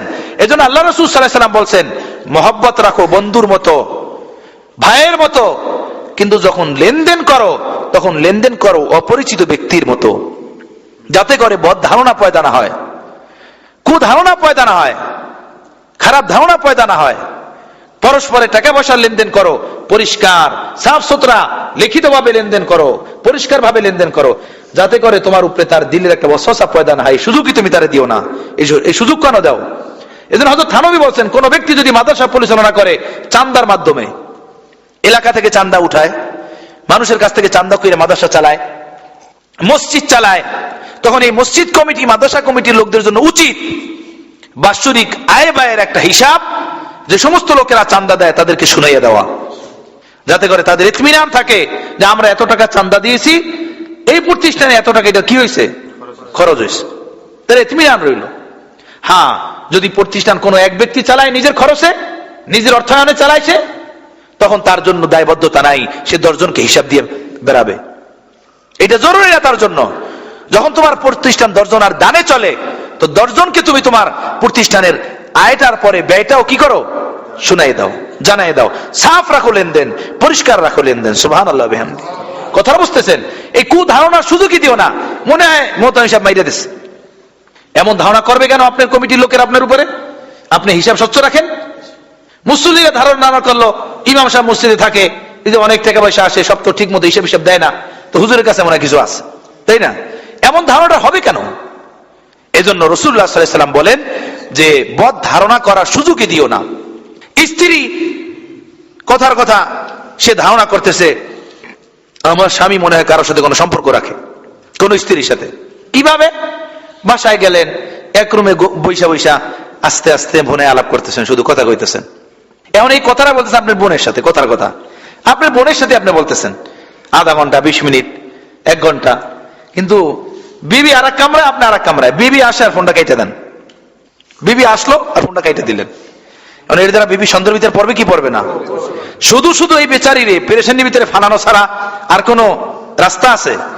এই বেচারি পেরেশানি হবে, ওর খানা হারাম হবে, ওর ঘুম নষ্ট হবে, এরপরে স্বামী স্ত্রীর কলহ বিগ্রহ তৈরি হবে, ঘরের ভিতরে ফাসাদ হবে, আর কিছু না। তো আপনি বলতেছেন আমি তো নাজায়েজ কিছু করি না। ঠিক আছে, আপনি নাজায়েজ কিছু করেন, আপনি বোনের সাথেই কথা বলেন বা আপনার মার সাথে আপনি কথা বলেন, তো সেটা স্ত্রীকে বলে দিলে সমস্যাটা কি? স্ত্রীকে দেখাই দিলে সমস্যাটা কি? সে আসলে তখন কথা বলে সমস্যা কি? সে আসলে যে কেটে দেন, এই সন্ধ্যার ভিতরে আপনি কেন ফেলান তারে? কথাটা বুঝতেছেন? তো আল্লাহ নবী বলতেছেন ইত্তাকু মাওয়াজিআত তুহাম, মাওয়াজিআত তুহমা থেকে বাঁচো। তোমার উপরে কেউ অপবাদ দেয়, এই সুযোগ তুমি তাকে দিও না, এই সুযোগ তার উপরে তুমি কইরো না যে সে তোমাকে অপবাদ দেয়। এটা স্ত্রীর বেলায় হোক, ভাইয়ের বেলায় হোক, মায়ের বেলায় হোক, বন্ধুর বেলায় হোক, এটা জরুরি। তো দেখেন আল্লাহ পাক কোরআনে পাকের ভিতরে বলতেছেন কুধারণা কইরো না। কুধারণা পাপ, গুনাহ। এক কুধারণা গীবতটাই না আনবে, গোয়েন্দাগিরিটাই না আনবে, এরপরে অপবাদটাই না আনবে, অপবাদ আর পরে বদগুমানি, এটা তো হইলই। তো একটা গুনাহ 4টে গুনাহকে টানবে। ঠিক অন্যদিকে বলছে যে তোমরা অন্য কাউকে মিথ্যা অপবাদের সুযোগ দিও না, সুযোগ দিও না। এখন মনে করেন আমি মসজিদের ইমাম সাহেব, একজনের শুক্রবার এসে টাকা দিল, হুজুরি টাকাটা নেন। আমি এটা স্পষ্ট করলাম না, ভাই এটা কিসের, আমার হাদিয়া দিলেন নাকি দোয়ার জন্য দিলেন নাকি মসজিদে দিলেন, এটা স্পষ্ট করা দরকার না? আমি এটা পকেটে রেখে দিলাম। এই জিনিসটা ব্যাপক হয়ে গেল, এলাকার লোকেরা জানে, দেখে যে হুজুরের কাছে টাকা দেয়, ওইটা হুজুর আস্তে করে পকেটে রাখে, এটার হুজুরে জিজ্ঞেস করে না। এই এমন কথা বলার সুযোগ এই হুজুর নিজে করে দিল। এর জন্য এটা জায়েজ নাই, তার জন্য এটা স্পষ্ট করা জরুরি। এটা কেন কিসের? আপনি মসজিদ ফান্ডে দিছেন, আমাকে দোয়ার জন্য হাদিয়া দিছেন, নাকি এমনি হাদিয়া দিতেছেন? কি এটা স্পষ্ট করা উচিত। তো বন্ধুরা, আমার ভাইয়েরা, এই তোহমত, এই অপবাদ এবং এই বদগুমানি, এগুলো সবগুলো কোরআনের ভাষায়, হাদিসের ভাষায় হারাম, যেগুলো আমাদের জীবনের ভিতরে ব্যাপক আকার ধারণ করে আছে। এই বদগুমানির কোরআনে পাকের আয়াতের ভিতরে জন্য আল্লাহ তাআলা বলতেছেন, ইজতানিবু কাসীরাম মিনাজ জন, তোমরা বদগুমানি থেকে বাঁচো, কুধারণা থেকে বাঁচো, বরং সুধারণা করো, সুধারণা কইরা নেক আমল নাও, নেকি নাও। এজন্য এক বুজুর্গ বলছিলেন যে এমন কথাবার্তা যার দ্বারা কোনো দুনিয়াবি ফায়দা নাই, আখিরাতের ফায়দা নাই, সেটা যদি গুনাহ না হয়, সেটা যদি গুনাহ না হয়, তারপর তার দিল মরে যায়। দুনিয়ার এমন কোন কাজ, যার দ্বারা এমন কোন কথাবার্তা যার ভিতরে দুনিয়ারও ফায়দা নাই, আখিরাতেরও ফায়দা নাই, কিন্তু কোনো গুনাহ নাই, কিন্তু তারপরে তার দিলটা কি হয়? মরে যায়, দিলটা নষ্ট হয়ে যায়। অতিরিক্ত কথার দ্বারা দিল মরে যায়। আর এই কথাটা যদি হারাম হয়, কবিরা গুনাহ হয়, তাহলে তার পুরো অন্তরের নূরকে একদম সেভাবে চুষে খেয়ে ফেলে যেভাবে বাচ্চারা চকলেট খেয়ে ফেলে, চকলেট সেভাবে খেয়ে ফেলে, এই গুনাহ কাবায়ের তাকে সেভাবে খেয়ে ফেলে, তার ইমানের নূরকে, ইমানের আলোকে সেভাবে খেয়ে ফেলে। আমার বন্ধুরা, আমার ভাইয়েরা, কত বড় গুনাহের ভিতরে আমরা লিপ্ত আছি দেখেন। 24 ঘন্টার জীবনে ছাত্র ওস্তাদের উপরে, ওস্তাদ ছাত্রের উপরে, স্বামী স্ত্রীর উপরে, স্ত্রী স্বামীর উপরে, সন্তান মা বাবার উপরে, ভাই ভাইয়ের উপরে, বন্ধু বন্ধুর উপরে, মুসল্লিরা ইমামের উপরে, ইমামরা মুসল্লির উপরে, শুধু বদ ধারণা আর বদ ধারণা, কুধারণা আর কুধারণা, কোনো দলিল নাই, কোনো প্রমাণ নাই, শুধু শোনাশুনি। কথাটা বুঝছেন? শুধু একজনের থেকে আরেকজনে কান কথা, শুধু কান কথা। আমার বন্ধুরা, সামাজিক জিন্দেগির আপনি 90% কলহ বিগ্রহ দেখবেন এই বদগুমানির কারণে, গীবতের কারণে, জাসুসি গোয়েন্দাগিরির কারণে, এবং আপনার অপবাদের কারণে, মিথ্যা অপবাদের কারণে। আল্লাহ তাআলা আমাদেরকে বাঁচার তৌফিক দান করেন, হিম্মত দান করেন। ইমামে গাজ্জালী রহমতুল্লাহ আলাইহি, ইমামে গাজ্জালী রহমতুল্লাহ আলাইহি জবানের, মানুষের মুখের 20টা ক্ষতি উল্লেখ করছেন, যে মানুষ জবান দ্বারা 20 ধরনের পাপ করে। আমার প্যারে মুর্শিদ রহমতুল্লাহ আলাইহি এর কিতাব রুহ কি বিমারি আর উনকা ইলাজ, আত্মার ব্যাধি এবং তার চিকিৎসা, এটার বাংলাও হয়েছে। কোন ভাই ঘরে রাইখা পড়েন, এইটা নিজের অন্তর জগতের রোগগুলো ধরা পড়বে। এটা বাংলা ঢালকানগরের হযরত দান বরকাতুম এটা বাংলায় তর্জমা করছেন। এটার তর্জমার নাম হলো আত্মার ব্যাধি ও তার প্রতিকার। এটার উর্দু আসল কিতাব হলো এই। এর ভিতরে ইমাম গাজ্জালী রহমতুল্লাহ আলাইহি বলেন যে জবানের 20টা মুসিবত, অর্থাৎ জবান দ্বারা মানুষ 20 ধরনের পাপ করে। আমি এটা আপনাদেরকে শুনাই, আপনারা শোনেন, দেখেন। সকলে আমরা নিজের উপরে ফিট করে দেখি এই পাপগুলো আমার ভিতরে আছে কি নাই। হযরত ইমাম গাজ্জালী रहमतुल्लाह अलैहि ने जुबान के 20 बीमारियां तहरीर फरमाई है। হযরত ইমাম গাজ্জালী रहमतुल्लाह अलैहि জবানের 20টা রোগের কথা উল্লেখ করেছেন। জবান দ্বারা মানুষের 20 ধরনের গুনাহ হয়, পাপ হয়। নাম্বার 1, বেফায়দা কালাম করনা, কোন ফায়দা ছাড়া কথাবার্তা বলা, কোন উপকার ছাড়া, যার ভিতরে দুনিয়াবি কোনো ফায়দা নাই, আখিরাতের কোনো ফায়দা নাই। এই কথাটা আমি বলতেছিলাম, হযরত থানভী রহমতুল্লাহ লিখছেন, আমি নিজে পড়ছি।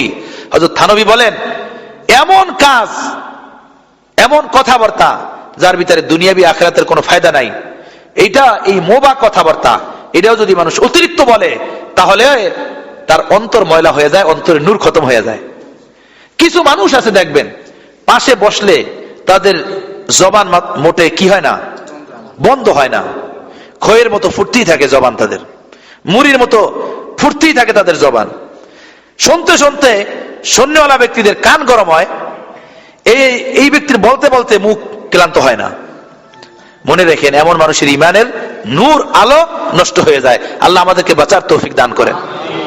এই জন্য হযরত থানভী রাহমাতুল্লাহ বলেন যে এর থেকে বাইসা চলা। নাম্বার 1, ফায়দা ছাড়া কথা বলা। যেন বন্ধুরা, কথা বলার আগে এই ফিকির করা যে কথাটা বলতেছি এর ভিতরে আমার কোনো ফায়দা আসেনি, কোনো লাভ আসেনি, দুনিয়া আখিরাতের কোনো ক্ষতি আসেনি। এই চিন্তা কইরা বলা। নাম্বার 2, জরুরত সে জায়েদ কালাম করনা, প্রয়োজন থেকে অতিরিক্ত কথা বলা, প্রয়োজন ছাড়া, না বললেও হয়তো সেটা বললো খামাখা। ভাই চুপ থাকো, চুপ থাকার আদত বানাও। মনে রাখবেন চুপ থাকাও একটা ইবাদত। হ্যাঁ, একজন মানুষ চুপচাপ শুধু বসে আছে, বলে না শুধু আল্লাহর জন্য, এটা একটা ইবাদত, এটা একটা ইবাদত। नंबर 3, नाफरमान लोगों के और जालिमों के बेहुदा किस्सों का बयान करना। नाफरमान बेईमान জালেমদের ঘটনা ইতিহাস এগুলো বইলা বইলা শোনানো, পইরা পইরা শোনানো। কিছু লোক আছে না নবেল এবং ফেসবুকের কথাবার্তা এবং কিছু ওই আজে বাজে ইতিহাস, হ্যাঁ, যেগুলো পড়ে এবং শোনায়। আরে কথা বলে কি এখানে? কেন কথা বলো তোমরা বসে বসে? হ্যাঁ, তো নাফরমান লোক এবং জালেম লোকদের ঘটনা, কিসসা ইত্যাদি বর্ণনা করা। নাম্বার 4, বহাস মুবাহাসা করনা, তর্ক বিতর্ক করা, শুধু বসে বসে তর্ক বিতর্ক করা। যান এই বাজারে দেখবেন, চার দোকানে, নদীর পারে, হোস্টেলে, আল্লাহর মেহেরবানি এগুলো আসি, তাই না? শুধু বসে বসে তর্ক বিতর্ক করা, এগুলো মসজিদের ভিতরে ঢুকে গেছে এখন। বহাস মুবাহাসা করনা, তর্ক বিতর্ক করা। নাম্বার 5, লড়াই ঝগড়া করনা, পরস্পরে লড়াই ঝগড়া করা। नंबर 6, कलाम में बनावट करना जिसको तसन्नो कहते हैं। কথা সাজাইয়া গুছাইয়া, মুখ বেকা কইরা কইরা, বুঝেননি, কথা বলা। মহিলাদের ভিতরে আছেন অনেক, বানাইছে নাইয়া মুখ বেকা কইরা কইরা, একটু রসমস লাগাইয়া কথা বলা, এটা জবানের গুনাহ।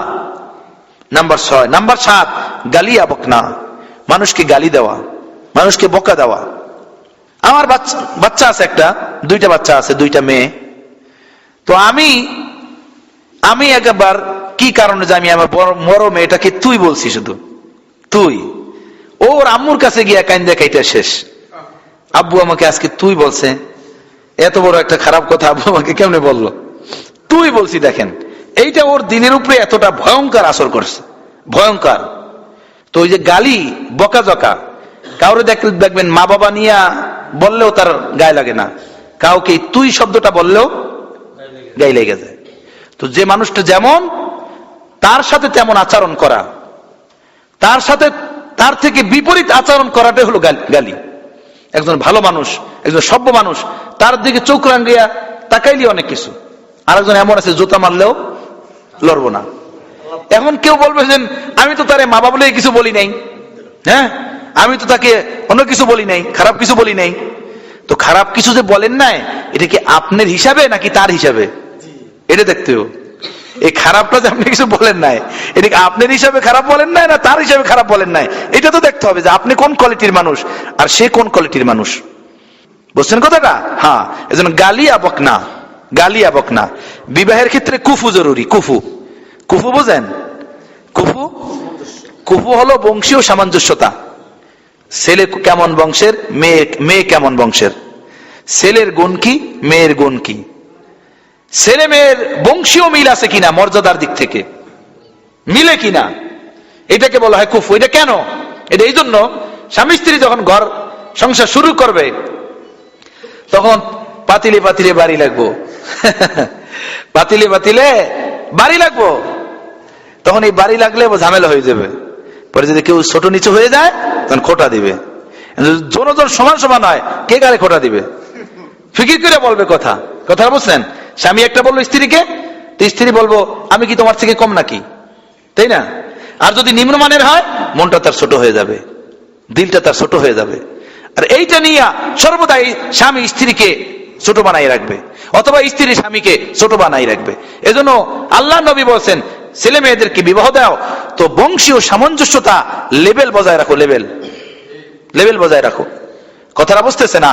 শরীয়তে মোতাহারার তালিম কত দেখেন। এখন পেপার খুললেই দেখা যায় স্ত্রী স্বামীর জব করছে। এই সপ্তাহে 3-4টা দেখছি যে স্ত্রীরা স্বামীকে জব করছে। ওদিনকার একটা খবর দেখছি 6 টুকরা করছে, মাত্র 6 টুকরা। মনে হয় ভুনা টুনা কিছু করতে চেয়েছিল, তাই না? বেচারি মনে হয় এই আপনার ওই পোড়া মুরগি টুরগি অনেকদিন ধরে খায় না, তো ভুনা টুনা কিছু করতে চাইছিল, তো 6 টুকরা করছে মাত্র, ভিতরে ধরা পড়ে গেছে। স্বামীর জব করে 6 টুকরা করছে। আরো তো এখন ব্যাপক হইতেছে, স্ত্রী স্বামীকে জব করে, স্বামী স্ত্রীকে জব করতেছে। কি কারণ এগুলো? এই ধরনের ফাসাদি দেখবেন, এই বদগুমানি, বদ ধারণা, কুধারণা, কুসম্পর্ক, এই কারণেই। আর কিছু না, তালাশ করে এড়িয়ে দেখবেন, বদ ধারণা, কুধারণা, কুসম্পর্ক। হ্যাঁ, নাম্বার 7 গালি দেওয়া। नंबर 8 बदजुबानी करना और बड़ों के साथ बदतमीजी के कलिमात निकालना, जबान के खराब करा এবং বড়দের সাথে বেয়াদবিমূলক আচরণ করা, বড়দের সাথে বেয়াদবিমূলক আচরণ করা। नंबर 9 लानत करना, ये आदत औरतों में बहुत है। অভিশাপ দেওয়া, অভিশাপ মহিলাদের ভিতরে অভ্যাস বেশি। দেখবেন ছেলেরে মেয়েরে নিজেরে খালি লানত দিতে থাকে। হ্যাঁ, আল্লাহ তুই আমারে নিয়ে যা, থাকবো না এই ঘরে। ভাই থাকবেন না তো ঠিকই আছে, যান আপনি। আপনি গেলে কি গো, আপনারা কি কতজন গেছে এরপর সংসার ঠিক আছে? হয়তো আপনার জন্য আমরা কয়েকদিন কানবো, তাই না? আমিও যদি চলে যাই তাতেও আপনার কিছু হবে না, আপনার ঘরে আরেকজন এসে যাবে। দুনিয়া এমনই, দুনিয়া এমনই, কোন জিনিসের জন্য কোন জিনিস ঠিক থাকে না। কিন্তু নিজেকে অভিশাপ দেওয়া, এটার মানিয়ে আসে না। আল্লাহ নবী এক সাহাবীকে দেখলেন, না জানি, হ্যাঁ এক সাহাবীকে দেখলেন, সে তার উটকে অথবা তার কোন জানোয়ারকে সে গালি দিতেছে, অথচ ওই জানোয়ার রূপে সে বসা, হাঁটতেছিল না বা কম হাঁটতেছিল, এই জন্য আল্লাহ নবী বললেন নাম ওই জানোয়ার থেকে, এরে গালি দিতেছো, লানত দিতেছো, আবার এর উপরেই তুমি বসে আছো, তোমার শরম করে না? তোমার শরম করা উচিত ছিল। এর থেকে তুমি উপকৃত হইতেছো, ফায়দা উঠাইতেছো, আর একেই তুমি কি করতেছো? গালি দিতেছো, লানত দিতেছো, অভিশাপ দিতেছো। হযরত আবু বকর সিদ্দিক রাদিয়াল্লাহু তাআলা আনহু একবার অভিশাপ দিয়েছিলেন ওনার আজাদ করা গোলাম মিস্তাহকে, আজাদ করা গোলাম, এজন্য অভিশাপ দিয়েছিলেন। কাজ করছিল অভিশাপ বলা, এই দেখাতে সরাও তো ভাই এই গ্রুপটা, অভিশাপ বলা কাজ করছিল। মুনাফিকরা হযরত আয়েশা সিদ্দিকার উপরে যারা ওই ইফকের ঘটনায় জেনার অপবাদ দিছিল, নাউজুবিল্লাহি মিন যালিক, এদের ভিতরে হযরত আবু বকর সিদ্দিকের গোলাম মেসটাও জড়াই গেছিল। কথাটা বুঝতেছেন? তো হযরত আবু বকর সিদ্দিক যখন শুনছে যে আমার আজাদ করা গোলাম, আমি এর খাওয়াই দেই, আজাদ করে দিলাম, সে আমার মেয়ের ব্যাপারে এরকমের অপবাদে জড়াই গেল, সেও ওরে আর কিছু দিব না। হ্যাঁ, এবং একটা অভিশাপ দিছিলেন। পরে আল্লাহর নবী শুনে বললেন লাআনিন ও সিদ্দিকিন কাল্লা ও রব্বিল কাবা, রব্বে কাবার কসম, তুমি অভিশাপ দেবা মানুষকে আর সিদ্দিকিয়াতের মর্তবা পাবা কশিন কালো সম্ভব না। অভিশাপ দিয়া ওলিদের মর্তবা, সিদ্দিকিয়াতের মাকাম তুমি পাবা না। সবক দিয়ে দিলেন পুরো উম্মতকে, অভিশাপ দিয়ে আল্লাহর ওলি হওয়া যায় না, আল্লাহর বন্ধু হওয়া যায় না। যারা বন্ধু হয় তারা নিজের অভিশাপ দেয় না, তারা নিজেদের পক্ষ থেকে প্রতিশোধ নেন না, তাদের পক্ষ থেকে প্রতিশোধ আল্লাহই নেন। তাদেরকে যদি কেউ ছাতায়, কেউ কষ্ট দেয়, আল্লাহ তাদের পক্ষ থেকে প্রতিশোধ দিতে থাকেন। কথাটা বুঝতেছেন ভাইরা? হ্যাঁ, তো বড়দের সাথে নাম্বার 9 লানত করা, অভিশাপ দেওয়া। নাম্বার 10 গানা और खिलाफ शरा अशार पढ़ना, গান পড়া শোনানো, শরিয়ত বিরোধী কবিতা ইত্যাদি পড়া, নোবেল পড়া ইত্যাদি পড়া। নাম্বার 11 হদ সে ज्यादा হাসি মজাক করনা, সীমাহীন হাসি মজাকের ভিতরে লিপ্ত থাকা। 24 ঘন্টা খালি হাসে আর হাসে। হাসা ঠিক আছে, ভালো, কিন্তু সীমাহীন অতিরিক্ত হয়ে যাওয়া, যে দিলকে মরে যায়, দিল গান্দা হয়ে যায়, এই পরিমাণ না হাসা, এই পরিমাণ দিলকে না হাসানো। नंबर 12 किसी के बारे में ऐसी बात करना जिससे उसकी तहकीर हो, কারো সম্পর্কে এই ধরনের কোন কথা বলা যে কথার দ্বারা ওই মানুষটা ছোট হয়ে যায়, হেয় হয়ে যায়, তুচ্ছ হয়ে যায়, তার ইজ্জত নষ্ট হয়, তার আবরু নষ্ট হয়। কারো সম্পর্কে এমন কোন কথা বলে দেওয়া, আরে ও তো আমার অনুদানই চলে, আমার দানই চলে, আছে না, আমার দানই চলে। আজীব কথা। এই জন্য ইসলাম ইরশাদাতে হাকিমুল উম্মাতের ভিতরে হযরত থানবী মুতাওয়াল্লি লিখছেন, অনেক মানুষ যাকাত দেয় তাদের চাকরকে, ঘরের কাজের মহিলাদেরকে, হ্যাঁ, অথবা কর্মচারীকে, যাকাত দিয়া তাদের উপর থেকে ডবল কাজ নিতে চায়, তাদের উপরে ইহসান করছে এমনটা বুঝাইতে চায়। এই জন্য তাদেরকে যাকাত দেয়, যাতে করে কাজটা ভালো করে, কাজ যাতে বেশি করে। কথাটা বুঝতেছেন? যাকাত দিয়া দিছে যাকাত, কিন্তু মতলব কি? খারাপ। অনেক মানুষ আছে গরিব বোনকে জাকাত দিয়া জাকাত খাওয়ায়, জাকাত দিতেছে, গরিব বাইরে জাকাত দিয়া ফায়দা মানে মদত করে, সাহায্য করে, পরে আবার তার উপরে এহসানও করে, মানে খোটা দেয়, এহসান জিতলায় খোটা দেয়। আমি এরকম যেতে থাকি, এরকম খাওয়াইতে থাকি, এরপরে আমারে চিনে না, আমারে বোঝে না, কথাটা বুঝতেছেন, সম্মান করে না। হযরত থানভী বলেন এই ব্যক্তি জাকাতের সব নষ্ট করে দিল, সব নষ্ট করে দিল। এজন্য কর্মচারীকে জাকাতের টাকা দেওয়া, টাকা দিয়ে তার কাছ থেকে অতিরিক্ত কাম নেওয়া, কাজের মহিলাকে জাকাতের টাকা দেওয়া, জাকাতের কাপড় চোপড় দিয়া অতিরিক্ত তার কাছ থেকে কাপড় আদায় করা, এবং এহসান একটা ভাব দেখানো যে আমি তোমার উপরে অনেক এহসান করতেছি। আর ওই বেচারাও বা ওই বেচারিও কাজের শর্মাইয়া কাজ বেশি করে, যে স্যারে তো আমার অনেক টাকা পয়সা দেয়, কথাটা বলছেন। হযরত থানভী বলে সে তার সবকে নষ্ট করলো। আমি এইটা জীবনে প্রথম পড়ছি 2-3 দিন আগে এই মালফুজ। আমি যখন পড়ছি আমার দিলটা হিলে গেছে, আমার দিলে বাড়ি দিয়েছে, আমার অন্তরে বাড়ি দিয়েছে। হায় হায় আল্লাহ, এই ধরনের রোগের কথা যে কেউ বলতে পারে না, আরেফিন কামিলিনরাই বলতে পারে, তাদের রুহি এগুলো ধরা পড়ে। মাওলার জন্য করা আর দুনিয়ার জন্য করা।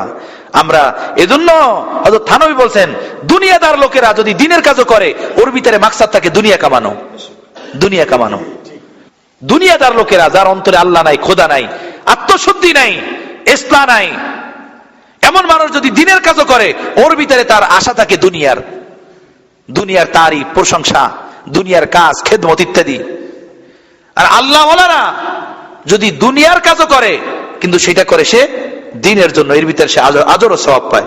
থানভী লাগছেন, হ্যাঁ, কারণ কি? ওই নিয়াত, দিলের সংকল্প, পরিকল্পনার কারণে, অন্তরের পরিকল্পনার কারণে। হযরত আলী একবার বললেন যে এক ব্যক্তি আছে আমার এখানে, আমার কাছে অনেক লাখ টাকা নেছে, 10,000, 20,000, 5,000, 15,000, আমি লিখে রাখি। কয়দিন পর আয়, আমি জিজ্ঞেস করি টাকা দিবে না? কিসের টাকা? কই যে নিলে, হ্যাঁ রে, কবে নিছি আপনার কাছ থেকে? কবে নিছি আপনার কাছ থেকে? হযরত আর কিছু কয় না। এভাবে হযরতের কাছ থেকে লাখ টাকা নেছে এই ব্যক্তি, কথাটা বলছেন। হযরত দেয় ওই নিয়তি যে চলো ফায়দা হবে, তার গরিব মানুষ ফায়দা উঠাবে, উপকার করবে। এভাবে আল্লাহ ওয়ালারা বহুজনকে পালেন, বহু তলবে ইলম পালেন, বহু গরিব আত্মীয় স্বজনকে পালেন, কথাটা বুঝছেন। তো আল্লাহ ওয়ালারা যদি দুনিয়াবি কোনো কাজ করে, তার ভিতরে কি মাকসুদ থাকে? দ্বীন থাকে, আল্লাহ মাকসুদ থাকে, দিলের সংকল্পের কারণে। আল্লাহ ওয়ালা বলতে কোনো পীরকে বুঝাই নেই, নামদারি বন্ধু। এর দ্বারা উদ্দেশ্য এমন মানুষ যার আত্মশুদ্ধি হয়েছে, যার দিল ভালো, অন্তর ভালো, যে আল্লাহকে চিনছেন, দ্বীন চিনছেন, ইসলাম চিনছেন, দ্বীন বুঝছেন, ইসলাম বুঝছেন, আখিরাত বুঝছেন, এমন মানুষ উদ্দেশ্য।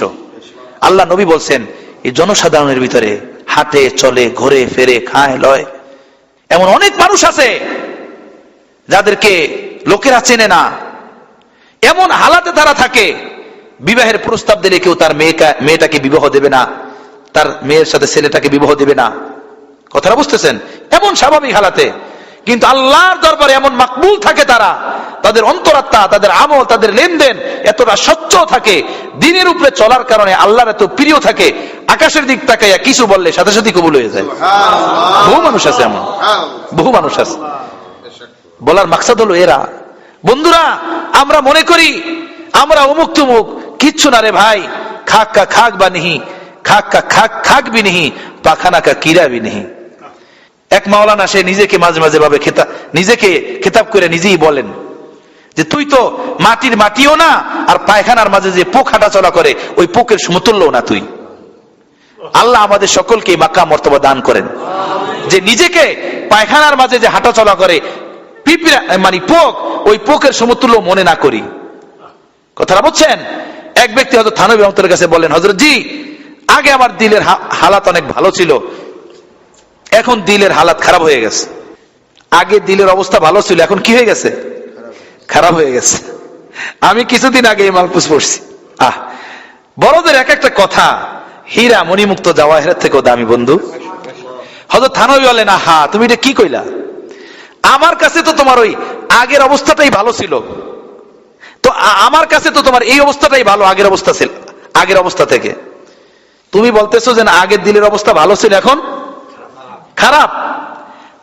আমার কাছে তোমার এই খারাপ অবস্থাটাই ভালো আগের অবস্থা থেকে, কারণ আগে তুমি নিজেরে ভালো মনে করতা, নিজেরে ভালো মনে করতা, দামি মনে করতা, আল্লাহওয়ালা মনে করতা, আর এটা একটা শয়তানি ওয়াসওয়াসা। আর এখন যে নিজেকে খারাপ মনে করতেছো, নিজেকে ছোট মনে করতেছো, হেয় মনে করতেছো, এইটাই আসল জিনিস। তো আমার কাছে ওই আগের অবস্থা ছিল খারাপ, এখন অবস্থা হলো কি ভালো। নিজের উপরে ভালোর নজর পড়া মানে সে হালাক হয়ে গেল, শেষ হয়ে গেল, তাবা হয়ে গেল, বরবাদ হয়ে গেল। হ্যাঁ, নিজের জিকির, নিজের ইবাদত, নিজের কান্নাকাটি, নিজের চোখের পানি, নিজের দান সদকা, এর উপরে নজর পড়া মানে হালাকাতি বন্ধু, হালাকাতি, হালাকাতি। আহা, নেক কাজ করো, দরিয়ার ভিতরে ফালাও, দরিয়ার ভিতরে ঢালো, নেক কাজ করো, দরিয়ার ভিতরে ঢালো। যদি কিছু কবুল হয় পাইয়া যাবা কিয়ামতের ময়দানে, দেখবা আমল নামায়। যদি কবুল না হয় অবাল হবে, অবাল। হালালুহা হিসাবুন ও হারামুহা ওয়াবালুন, হারামুহা ওয়াবালুন। আমার বন্ধুরা, আমার ভাইরা, এমন একটা অন্তর আল্লাহ আমাকেও দেন আপনাদের বরকতে, আর আপনাদেরকে দেন সিলসিলার বরকতে।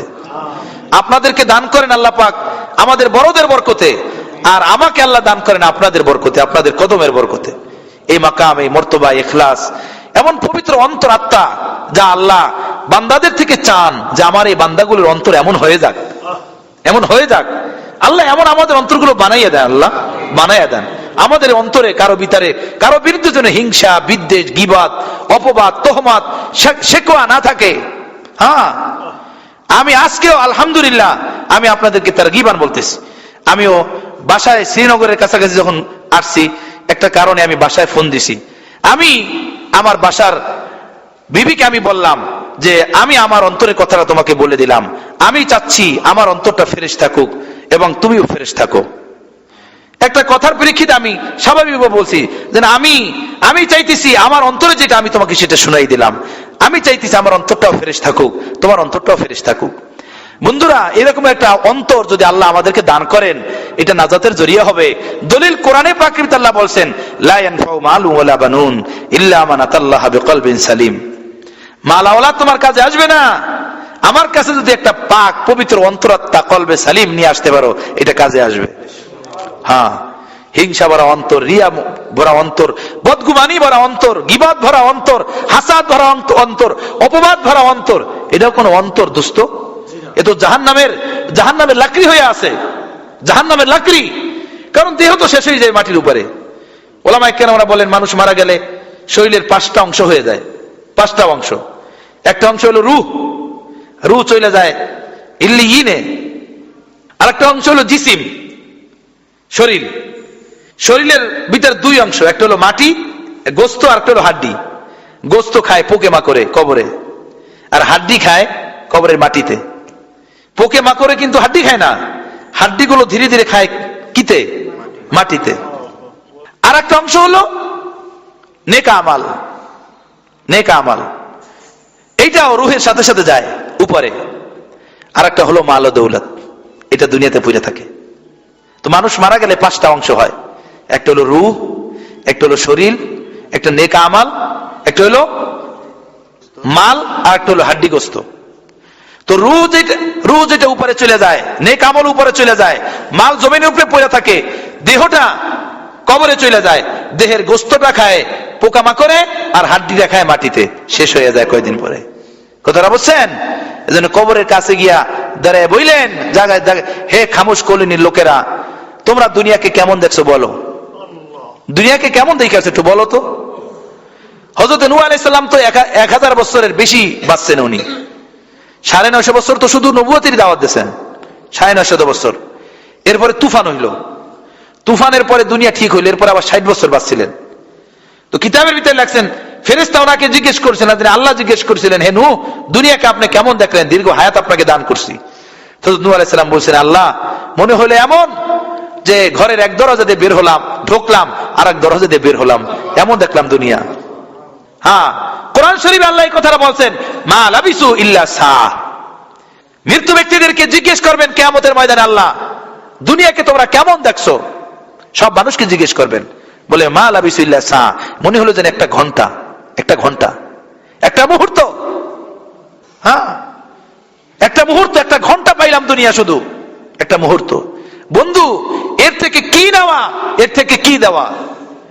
নিতে গেলেও সমস্যা, দিতে গেলেও সমস্যা। এখানে নিজেরে বাঁচাও, নিজেরে বাঁচাও। নিজের রাস্তা অতিক্রম হইতেছে, কোন ফিদ দুনিয়া কান্না গরিবের উপরে আমল করি। হ্যাঁ, মুসাফির যেভাবে চলে যায় সেভাবে চলে যাও। মুসাফির রাস্তায় থাইমা ঝগড়াঝাটি করে না, মারামারি করে না, পিটাপিটি করে না, তাই না? রাস্তা অতিক্রমকারী ব্যক্তি অনেক কিছু দেখে। রাস্তার ভিতরে দেখবেন গাড়ির ভিতরে চুরি হয়, ছিনতাই হয়, কত কিছু হয়, কিন্তু কেউ কিছু বলে না। আমার মারি খাওয়ান লাগে কিনা চুপ থাকে। আরে ভাই, এই পরদেশে কি বলবো, তাই না? কেউ কিছু বলে না, বা সেখানেও কাউকে কিছু বইলো না। নিজের বাচ্চাইয়া চলে যাও, আগে বাড়ো, আগে বাড়ো, সফর অতিক্রম করো। এই ফেতনার দুনিয়া, যে ফেতনা দেখতে যাবে সেও ফেতনার ভিতরে পড়বে। আল্লাহ নবী বলছেন, হ্যাঁ, মান ইস্তাশরাফা ওয়াকা। এই ফেতনার জমানায় যে ফেতনা দেখতে যাবে কি হলো, সেও ফেতনায় পড়বে। আমার বন্ধুরা, আপনারা কি বুঝতেছেন কথাগুলো আমার? আল্লাহ যেন আমাদের আমলের তৌফিক দান করেন, আপনাকেও আপনাদেরকেও তৌফিক দান করেন। জবানের আফাত, জবানের 20টা মুসিবত ইমামে গাজ্জালি লেখছেন। তো এর ভিতরে 9 নম্বর হলো গালি দেওয়া, লানত করা, অভিশাপ করা। 10 নম্বর হলো গান, গানা বাজানা, এগুলো পড়া শোনা, এবং কবিতা, এমন কবিতা যেগুলো শাহওয়াতওয়ালা কবিতা, খারাপ কবিতা, এগুলো পড়া। 11 নম্বর হলো সীমাহীন হাসা, প্রয়োজন থেকে বেশি হাসা। 12 নম্বর কিসি কে বারে মে ऐसी बातें करना जिससे उसकी तहकीर हो। কারো সম্পর্কে এমন কোন কথা বলা যার দ্বারা যে ছোট হয়ে যায়, হাকির হয়ে যায়। মনে রাখেন, ছোট্ট বাবু ও কিন্তু ইজ্জত চায়, সম্মান চায়। ওর ইজ্জতের পরিপন্থী কোনো কাজ করলে ও কাঁদে দেয়, ও আসতে চায় না, তাই না? এজন্য কাউকে ছোট না মনে না করা, কাউকে হেয় মনে না করা, কারো উপরে হাকির হেকারতের নজর কারো উপরে না উঠানো। নাম্বার 13, কিসি কা রাজ জাহির না করনা। এটা একটা বড় গুরুত্বপূর্ণ বিষয়। কারো ব্যাপারে যদি কোনো গোপন কিছু জানেন, তার এই গোপন কথাগুলো কাউকে না বলা, এটা গোপন করে রাখা। আল্লাহ নবী বলছেন, যে ব্যক্তি কারো কোনো গোপন কথাবার্তা যাই না, এটা গোপন রাখলো, এই জন্য বললো না যে আল্লাহর এক বান্দার গোপন কথা আমি মানুষকে বলবো, তো আল্লাহ পাক কিয়ামতের ময়দানে এই ব্যক্তির গুনাহগুলোকে গোপন কইরা রেখা মাফ করে দিয়ে তারা জান্নাত দিয়ে দিবেন। হ্যাঁ, এই জন্য যে সে আমার বান্দার দোষগুলোকে ঢেকে রাখছে। হায় হায়, এখন বিপরীত, কারো বিরুদ্ধে কিছু জানলেই হয়েছে, বাস মুহূর্ত বিন্দু মাত্র সে পরোয়া করে না এটাকে অন্যের পর্যন্ত পৌঁছাইতে। নাউযুবিল্লাহি তাআলা মিন যালিক। নাম্বার 14, ঝুটা ওয়াদা করনা, মিথ্যা ওয়াদা করা। মিথ্যা ওয়াদা করা, ঋণ আছে পরিশোধ করবে না তারপরে ওয়াদা করা, একটা জিনিস দিবে না তারপরে বলা দেওয়া। হ্যাঁ, মিথ্যা ওয়াদা করা। এরকমের অনেক সময় দেখবেন, বাবা বাসা থেকে আসতেছে, ছেলে পেলে কান্নাকাটি করতেছে, বলতেছে আব্বু কেন্দো না, তোমার জন্য আমি বিস্কিট নিয়ে আসবো নে, চকলেট নিয়ে আসবো নে, অথবা তোমার জন্য আমি টাফি নিয়ে আসবো নে। সন্ধ্যাবেলা খালি আসছে বাসায়, এটা তার থেকে সাথে একটা মিথ্যা ওয়াদা হলো, একটা মিথ্যা ওয়াদা, এটাও গুনাহ। হ্যাঁ, যদি কখনো এমন হয় যে ওয়াদা করে গেছেন, ভুলে গেছেন, তো এটা স্পষ্ট করে দেওয়া যে আসলে আমার তো ইচ্ছা ছিল তোমার জন্য আনার কিছু, আমি ভুলে গেছি, তুমি কষ্ট নিও না, আমি আবার যাব, আবার আনবো তোমার জন্য। কথাটা বুঝতেছেন? কিন্তু মিথ্যা ওয়াদা, ধোঁকা দেওয়ার জন্য বা কান্না বন্ধ করার জন্য, ভাত খাওয়ানোর জন্য শুধু মিথ্যা ওয়াদা করে নেওয়া, এটাও ঠিক নেই, এটাও গুনাহ। নাম্বার 15, ঝুট বলনা, মিথ্যা বলা। মিথ্যা, এখন তো মিথ্যা বলা কোনো গুনাহই রয় নাই, তাই না? কোনো গুনাহই রয় নাই, একদম কোনো গুনাহই রয় নাই মিথ্যা বলা, এমন এক অবস্থা হয়েছে। নাম্বার 16, গীবত করনা, গীবত করা। গীবত বলা হয় কোন ব্যক্তির এমন অন্যায় দোষ যেটা তার ভিতরে আছে, তার পিছনে অন্য কাউকে বলা, যেটা শুনলে সে কষ্ট পাবে, এমন কথাকে বলা হয় গীবত। অনেকে বলে যে এটা আমি তার মুখের সামনে বলে দেব, মুখের সামনে বলতে পারলেও গীবত। কথা বুঝতেছেন? এমন কোন কথা যেটা দোষ যেটা তার ভিতরে আছে, এটা অন্য কাউকে বলা, এটাকে বলা হয় গীবত। নাম্বার 17, চগলখুরি করনা, চগলখুরি। নাম্বার 17, চগলখুরি করনা, অর্থাৎ একজনের দোষ আরেকজনের কাছে, আরেকজনের দোষ আরেকজনের কাছে, একজনের অন্যায় আরেকজনের কাছে, এটাকে কি বলে বাংলায়? চগলখুরি বলে। হ্যাঁ, সবাই তো চেনে, দেখা যায়। উর্দুতে বলে চগলখুরি করা। হ্যাঁ, একজনের দোষ আরেকজনের কাছে গাইয়া বেড়ানো, এটাও কবিরা গুনাহ। नंबर 18 किसी के मुंह पर उसकी तारीफ करना या खशामत करना, अलबत्ता अगर उसकी तारीफ से उसके अंदर बड़ाई आदाने का खौफ ना हो बल्कि उसका नेक काम के लिए हौसला बढ़ जावे तो मुजायका नहीं। কারো মুখের উপরে তার কোনো প্রশংসা করা, কারো সামনাসামনি তার কোনো প্রশংসা করা, আপনি এই করছেন সেই করছেন, এটাও জবানের গুনাহ। হ্যাঁ, যদি ওই ব্যক্তি এমন হয় যে তার প্রশংসা করলে তার দিল বড় খুশ হয় না, দিল ফলে না, তার দিলের ভিতরে আমিত্ব বাড়ে না, বরং সে এটাকে আল্লাহর আতা মনে করে, আল্লাহর দান মনে করে, আল্লাহর নিয়ামত মনে করে, তখন এটা তার সামনে করা জায়েজ আছে, এটা তাকে করা যায়। এটা আল্লাহ নবী সাল্লাল্লাহু আলাইহি সাল্লামের সামনেও সাহাবায়ে কেরাম আল্লাহ নবীর প্রশংসা করতেন, এবং পীর মাশায়েখ বুজুর্গানে দ্বীন বহু বড় বড় উলামায়ে কেরাম এমন ছিলেন যাদের সামনে তাদের লোকেরা প্রশংসা করছেন। তো এই প্রশংসা যদি এমন হয় যে প্রশংসার দ্বারা তার দিল আল্লাহমুখী হয়, প্রশংসার দ্বারা তার অন্তর আল্লাহমুখী হয়, প্রশংসার দ্বারা তার দিলের ভিতরে হিংসা বা আমিত্ব বরত্ব পয়দা হয় না, তখন এটা জায়েজ। আর যদি লোক এমন না হয় তাহলে তার সামনে প্রশংসা করা জায়েজ নাই। কিন্তু এটা বুঝবেন কিভাবে? এখন আমরা দেখছি হযরত আল্লাহ করাচি রহমতুল্লাহ আলাইহি আমার প্যার মুর্শিদকে এক ব্যক্তি আইসা কোনো ব্যাপারে হযরত আল্লাহ রহমতুল্লাহ আলাইহির প্রশংসা করতেছিলেন, হযরত সাথে সাথে কেঁদে দিয়েছেন, সাথে সাথে কাঁদছেন, বাম হাতে টিস্যু নিয়া এভাবে গাল মুছতেছিলেন আর বলতেছে, আল্লাহ तूने अख्तर पर ये रहम फरमाया, तूने अख्तर की सत्तारी की, আল্লাহ তুমি আখতারের উপরে রহম করছো, আখতারের উপরে তুমি পর্দাপুশি করছো যে মানুষ আমার প্রশংসা করে, তাই না? তো যদি খুইলা যায় হাকিকত, তো প্রশংসা না, যারা প্রশংসা করে তারা থুতু ফেলাবে না, তারা জোতাও মারবে না, যে আল্লাহ তাআলা পর্দা উঠাইয়া দেন। যাই হোক, তো যদি প্রশংসা, আমার কাছে কিছুদিন আগে অনলাইনে প্রশ্ন আসছে যে কোনো ব্যক্তির সামনে মুখামুখি সামনাসামনি প্রশংসা করা জায়েজ আছে কিনা। আমি এটা উত্তর দেই নাই, সময় পাই নাই।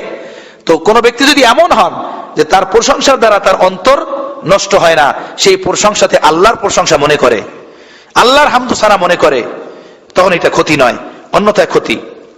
नंबर 19, बोल चाल में बारीक गलतियों का ख्याल न करना।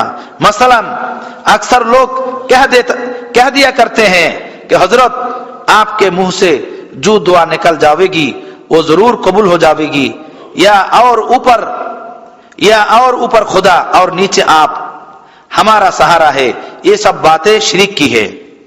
হযরত বলেন, কথাবার্তার ক্ষেত্রে জবানের অনেক বেশি খেয়াল রাখা, জবানকে সতর্ক রাখা। অনেক সময় দেখা যায় অনেক লোকেরা কথাবার্তার ভিতরে এভাবে বলে যে আপনি যেই দোয়া করেন জবান দিয়া সবই আল্লাহ শোনে, আপনি দোয়া এখানে করেন ওখানে কবুল হয়ে যায়, অথবা আপনি আল্লাহ উপরে জমিনে আপনি, অথবা আল্লাহ উপরে একমাত্র আশ্রয় স্থল আর জমিনে আপনি আশ্রয় স্থল। এভাবে বলা এগুলো ঠিক না, এগুলো শিরকের অন্তর্ভুক্ত। আল্লাহর সাথে এভাবে শরীক করে দেওয়া এটাও ঠিক না।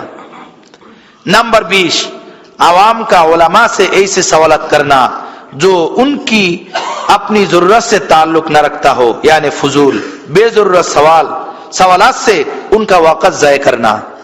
সাধারণ মানুষের জন্য ওলামাদের নিকটে এমন কোন প্রশ্ন করা যেটা সাধারণ মানুষের কোনো প্রয়োজন নাই, আমলি দরকার না, শুধু ওলামাদের সময় নষ্ট করা, ওলামাদেরকে কষ্ট দেওয়া, এমন কোন প্রশ্ন করা, এটাও আফাত, জবানের গুনাহ, জবানের বিমারি। এই হযরত ইমামে গাজ্জালী রহমাতুল্লাহ আলাইহি এই জবানের 20টা বিমারির কথা উল্লেখ করছেন, যে এই 20 ধরনের গুনাহ মানুষ জবান দিয়া করে। এই 20 ধরনের গুনাহ জবান দিয়া হয়, এর চিকিৎসা কি, এর ইলাজ কি? হযরত এখানে লেখছেন এর ইলাজ একমাত্র ইলাজ হলো এই, এর একমাত্র চিকিৎসা হলো এই, যে কোনো কথা জবান দিয়ে বলো, আগে এটা ফিকির করো, এটা কি বলতেছো, কেন বলতেছো, এর ফায়দা কি? তোমার দুনিয়াবি কোনো ফায়দা আছে না কোনো মুসলমান ভাইয়ের ফায়দা আছে? যদি এর ভিতরে তোমার দুনিয়াবি কোনো ফায়দা নাই, কোনো মুসলমানের কোনো ফায়দা নাই, তাহলে এর ভিতরে ক্ষতি আছে। সেই ক্ষতিটা কার, তোমার নাকি কোনো মুসলমান ভাইয়ের?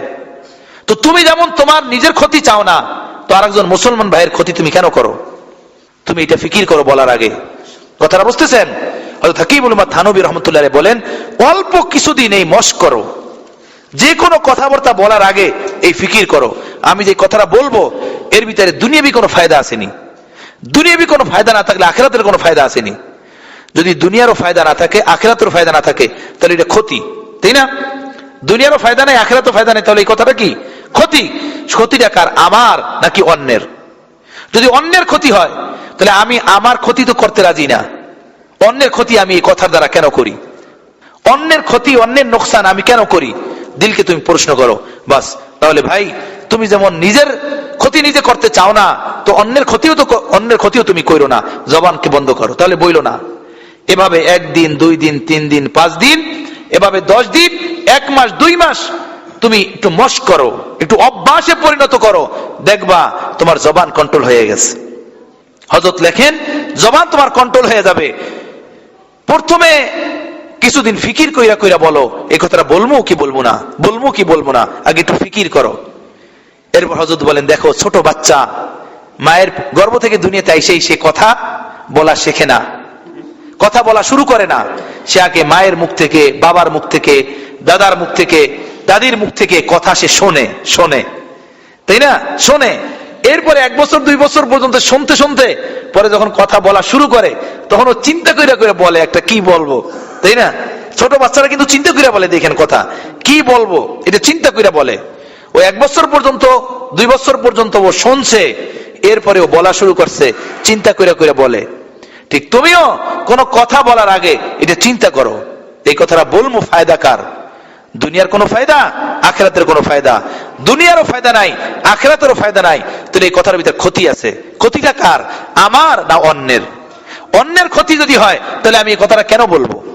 আমি যেরকম অন্যের ক্ষতি চাই, নিজের ক্ষতি চাই না, তো আমি অন্যের ক্ষতি কেন করব? কথাটা বুঝতেছেন? এভাবে যদি কিছুদিন, 1 মাস 2 মাস আমরা নিজেদের জবানকে কন্ট্রোল করতে পারি, কন্ট্রোল কইরা হিসাব কইরা কথা বলতে পারি, ইনশাল্লাহ দেখবেন জবান কন্ট্রোলে এসে গেছে। ইনশাল্লাহ জবান হিসাবে এসে যাবে, এই জবান জাহান্নামে নিবে।